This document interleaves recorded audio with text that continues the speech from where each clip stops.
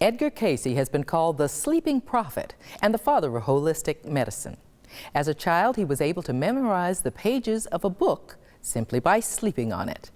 For more than 40 years, Cayce gave psychic readings to thousands of people while in an unconscious state, diagnosing illnesses and revealing details of their past and future. Many of his readings dealt with holistic health and the treatment of illnesses. He started the Edgar Cayce Association for Research and Enlightenment, or A.R.E, in Virginia Beach because he noticed his gift worked best near large bodies of water.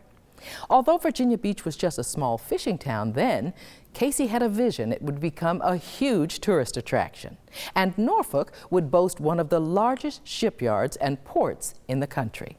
We now go to this center, which acts as the international headquarters of the A.R.E. Edgar Cayce's dream was to be of help to people. Lots of times people in life, they get overwhelmed with their life, their relationships, with their job, and sometimes they have the thought, isn't there more to life than this? And I think Edgar Cayce would suggest that in fact there is, that we are spiritual beings having a physical experience. Edgar Cayce is the most documented psychic of all time. He lived between 1877 and 1945. For 43 years of his adult life, somehow he was able to put himself to sleep, close his eyes, and while asleep, he could be asked virtually any question imaginable. The name Edgar Cayce sometimes is much more prominent and famous throughout the world than it is here in Virginia Beach.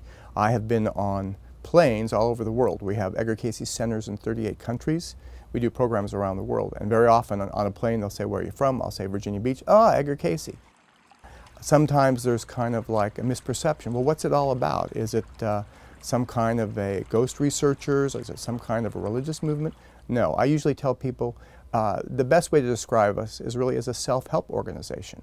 Edgar Cayce provided a wealth of information for individuals, just like you and I, how we could maintain a better lifestyle, how we can take better care of our physical bodies, how we can learn to deal with our attitudes and emotions, how we can help transform our relationships. So the questions you have about your life are just like questions that people asked Edgar Cayce 70, 80, 90 years ago.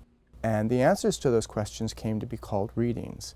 And they found that Edgar Cayce had an incredible accuracy rate. He could put himself to sleep here in Virginia Beach, tune into an individual virtually anywhere in the world, diagnose what was wrong with that person, how they had gotten ill to begin with, even sometimes recommend doctors for them to go to. And over the years, we kept track of all of Edgar Cayce's readings, his correspondence with people who had readings, and in fact, the Edgar Cayce database contains approximately 24 million words. And for that reason, Cayce has been called the most documented psychic of all time. Edgar Cayce was a Christian. He was a member of Protestant churches all his life. He taught Sunday school all his life. So at first, when some of this information started coming through him, he thought it was unusual. The ability to go to sleep and see another person at a distance, or the ability to put himself into a trance and answer questions about other different religions or history or whatever it might be. His reading of the Bible, where he saw the Old and New Testaments were filled with visions and dreams and people having experiences in consciousness, that gave him a tremendous sense of well-being, that somehow because of his tremendous faith he was able to do these things. The first publicity was really the New York Times in 1910. They ran a full-page spread about the illiterate man who became a doctor when hypnotized. He wasn't illiterate, but that was a better headline. But it was an amazing ability to somehow tune into someone at a distance. I would say that for many years he had essentially 2 readings a day, one in the morning and one in the afternoon. And it wasn't really until 1942 when his biography, There Is a River, came out. It was really his life story. And people bought that book and became very interested. And then the following year, 1943, Coronet magazine published an article called The Miracle Man of Virginia Beach. And Coronet was really the life magazine of its day. And because of those 2 publications, the requests for reading became so frequent that Edgar Cayce told his secretary to book in advance in order to stay kept up with the demand. He was really worried about all these people. The postman was apparently delivering bags of mail each day. Eventually, Edgar Cayce wore himself out and had a stroke. And when he died, he had been booked 8 readings a day, 2 years in advance. So truly toward the end of his life, people realized that his gift was remarkable, and so many people wanted help. Edgar Cayce founded the A.R.E. in 1931, really as a membership/research organization where people could come and see what this material was all about. For example, I first became interested in A.R.E. because I had some really challenging problems with allergies. I used to get 6 allergy shots a week. Now, by working with the Cayce information on allergies, I don't even take pills anymore. It was also his desire where people would come and they would be able to get readings, and he would have a team of doctors, nurses, physiotherapists carrying out the treatment. Holistic health from Cayce's perspective is an approach to health that incorporates the whole person, the body, the mind, the emotions, and the spiritual beliefs of that individual. And so when Edgar Cayce gave a reading, a health reading, and we have copies of approximately 9,000 health readings, he would try to provide information and insight that would help that person on every level. He did not just draw upon alternatives to medicine.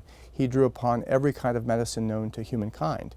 He recommends surgery, he recommends osteopathic adjustments, chiropractic adjustments, naturopathy, physical therapy, dietary changes. Anything that you can imagine was recommended by the Cayce material. And in fact, a group of physicians who became interested in holism because of the Edgar Cayce material really were the ones responsible for founding the American Holistic Medical Association in 1978.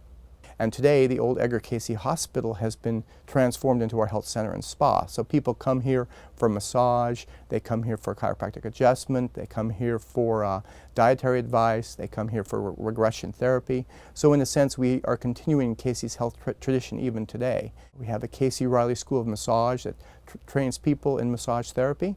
I believe we've graduated about 2,100 different students from 18 different countries. If people have never been here and are hesitant to visit because they might think it might be unusual, we're just like a visitor center. You can walk in, you can explore the bookstore, you can go through the labyrinth, you can walk through our meditation gardens. It's a very open, wonderful place to visit. Tours come here all the time, and I think if you haven't been here before, you will really enjoy coming to visit Edgar Cayce's A.R.E.